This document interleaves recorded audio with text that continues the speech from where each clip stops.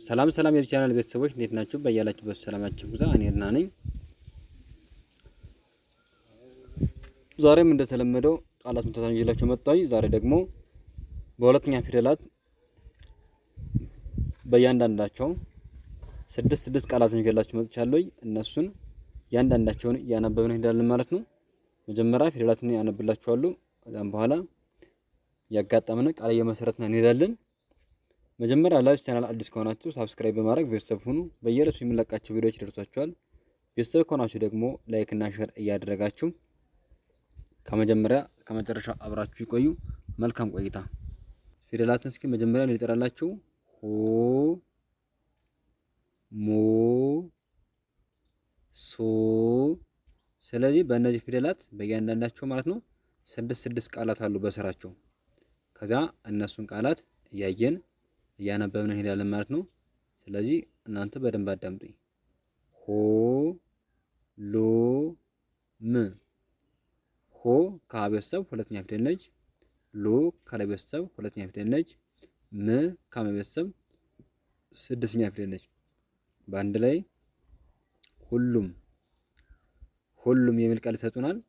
ከዚህ ጋር ደግሞ ሆ፣ ኔ፣ ታ።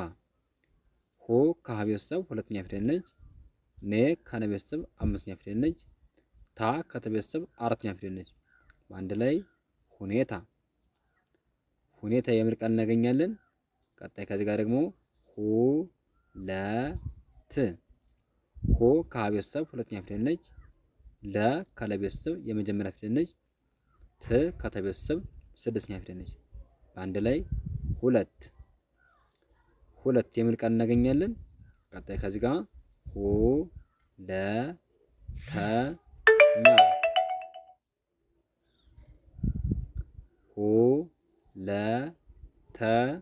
ሁለተኛ። ሆ ከሀ ቤተሰብ ሁለተኛ ፊደል ነች። ለ ከለ ቤተሰብ የመጀመሪያ ፊደል ነች። ተ ከተ ቤተሰብ የመጀመሪያ ፊደል ነች። ኛ ከኘ ቤተሰብ አራተኛ ፊደል ነች። በአንድ ላይ ሁለተኛ የሚል ቃል መስርተው ይገኛሉ። እዚህ ጋር ደግሞ ሆሴን። ሆ ከሀ ቤተሰብ ሁለተኛ ፊደል ነች። ሴ ከሰ ቤተሰብ አምስተኛ ፊደል ነች። ን ከነ ቤተሰብ ስድስተኛ ፊደል ነች። በአንድ ላይ ሆሴን የሚል ቃል እናገኛለን። እዚህ ጋር ደግሞ በሀ ቤተሰብ በመጨረሻው ማለት በሆ ቤተሰብ በመጨረሻው ማለት ነው። ሌም። ሆ ከሀ ቤተሰብ ሁለተኛ ፊደል ነች። ሌ ከለ ቤተሰብ አምስተኛ ፊደል ነች። ም ከመ ቤተሰብ ስድስተኛ ፊደል ነች። ከዚህ ጋር እንደነገርኳችሁ ማለት ነው። ስለዚህ በአንድ ላይ ሁሌም የሚል ቃል እናገኛለን። እዚህ ጋር ደግሞ ሙ በምትባሏ ፊደል ሙከራ። ሙ ከመ ቤተሰብ ሁለተኛ ፊደል ነች። ከከ ቤተሰብ የመጀመሪያ ፊደል ነች። ራ ከረ ቤተሰብ አራተኛ ፊደል ነች። በአንድ ላይ ሙከራ የሚል ቃል እናገኛለን። እዚህ ጋር ደግሞ ሙላት። ሙ ከመ ቤተሰብ ሁለተኛ ፊደል ነች። ላ ከለ ቤተሰብ አራተኛ ፊደል ነች። ት ከተ ቤተሰብ ስድስተኛ ፊደል ነች። በአንድ ላይ ሙላት የሚል ቃል እናገኛለን። ቀጣይ ከዚህ ጋር ሙስና። ሙ ከመ ቤተሰብ ሁለተኛ ፊደል ነች። ስ ከተ ቤተሰብ ስድስተኛ ፊደል ነች። ና ከነ ቤተሰብ አራተኛ ፊደል ነች። በአንድ ላይ ሙስና የሚል ቃል እናገኛለን። እዚህ ጋር ደግሞ ሙግት። ሙ ከመ ቤተሰብ ሁለተኛ ፊደል ነች። ግ ከገ ቤተሰብ ስድስተኛ ፊደል ነች። ት ከተ ቤተሰብ ስድስተኛ ፊደል ነች። በአንድ ላይ ሙግት የሚል ቃል መስርተው እናገኛቸዋለን። ቀጣይ ከዚህ ጋር ደግሞ ሙዚቃ። ሙ ከመ ቤተሰብ ሁለተኛ ፊደል ነች። ዚ ከዘ ቤተሰብ ሶስተኛ ፊደል ነች። ቃ ከቀ ቤተሰብ አራተኛ ፊደል ነች። አንድ ላይ ሙዚቃ የሚል ቃል መስርተው ይገኛሉ። ቀጣይ ከዚህ ጋር ደግሞ ሙቀት።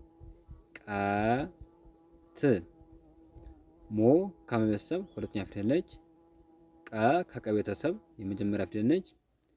ት ካተ ቤተሰብ ስድስተኛ ፊደል ነች። በአንድ ላይ ሙቀት ሙቀት የሚል ቃል መስርተው ይገኛሉ።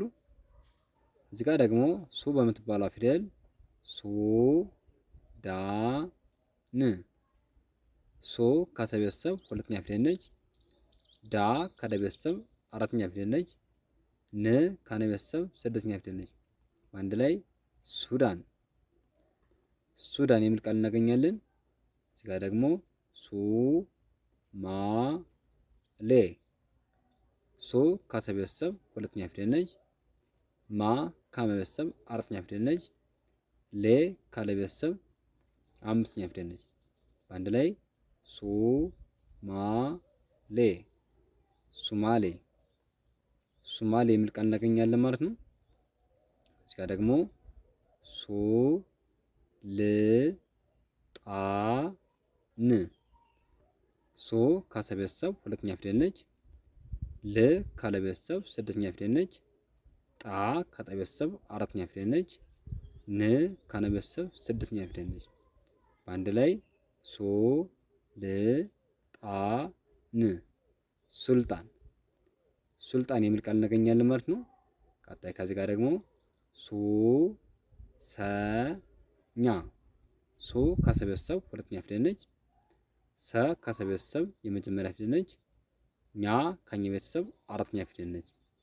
በአንድ ላይ ሱ ሰ ኛ ሱ ሰ ኛ ሱሰኛ ሱሰኛ የሚል ቃል እናገኛለን ማለት ነው።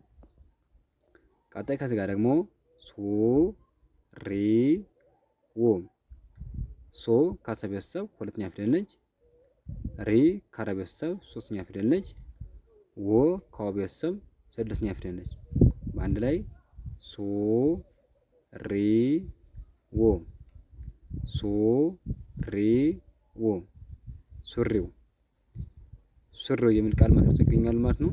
እዚህ ጋር ደግሞ ሱ ማ ያ ሱ ካሰ ቤተሰብ ሁለተኛ ፊደል ነች። ማ ካመ ቤተሰብ አራተኛ ፊደል ነች።